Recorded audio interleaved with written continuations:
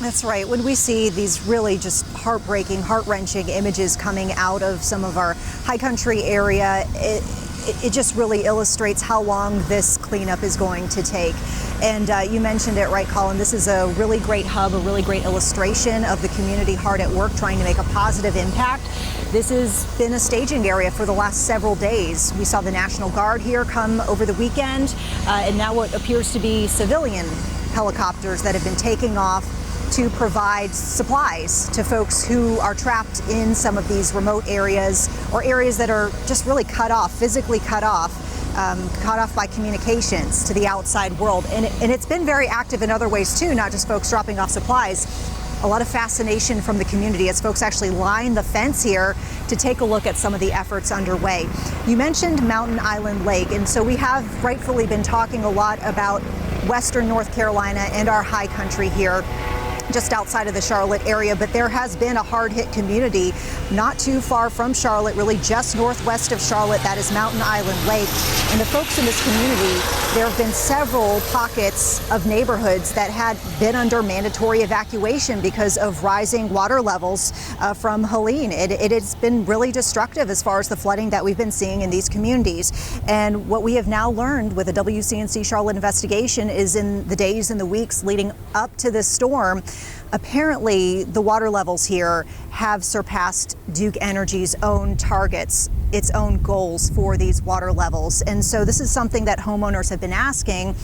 Why didn't the utility lower the water levels sooner? And this is something our own Nate Morbido has been looking into. And Nate is joining us to talk more about some of the response that he is getting from Duke Energy. So Nate, what have you learned tonight? Yeah, I mean, we're taking these homeowners' questions right to this utility. One homeowner told us inaction by Duke Energy has harmed the people of Riverside and Lake Drive once before, and not that long ago. We had 6 feet of water in the house. We lost everything we had. After floodwaters destroyed Erik Jendresen's home in 2019, the homeowner learned a valuable lesson. We missed water incursion by about 8 inches. That, as the waters rose even higher this time around, spared his new house. It puts me into a really unusual position because this entire community, every single one of my neighbors, have lost everything. And I'm the only one really standing. He's speaking up on behalf of his hurting neighbors. It's inconceivable. I don't understand it.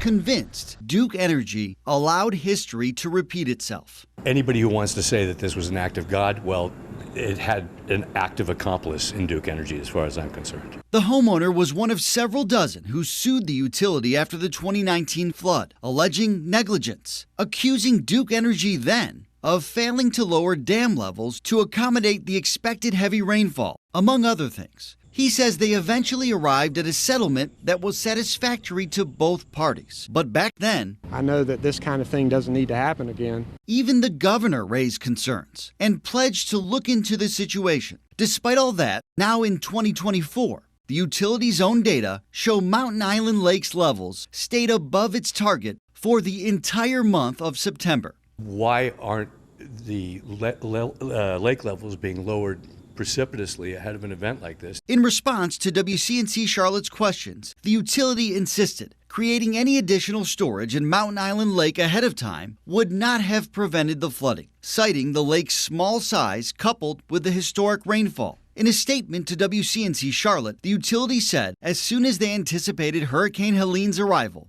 and its significant rainfall, Duke Energy's hydro operations team began moving water through the entire 11-lake system, adding the utility must take a holistic approach because a decision at one lake can impact the others. Duke Energy told us it does the best it can to mitigate the impacts of severe weather events, but pointed out forecasting actual inflow from an approaching storm is a complex and inexact science. And of course, that can be true, but it can also be true that homeowners are skeptical of that.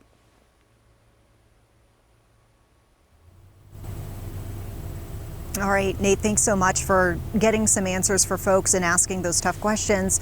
And of course, we will continue to follow the situation there.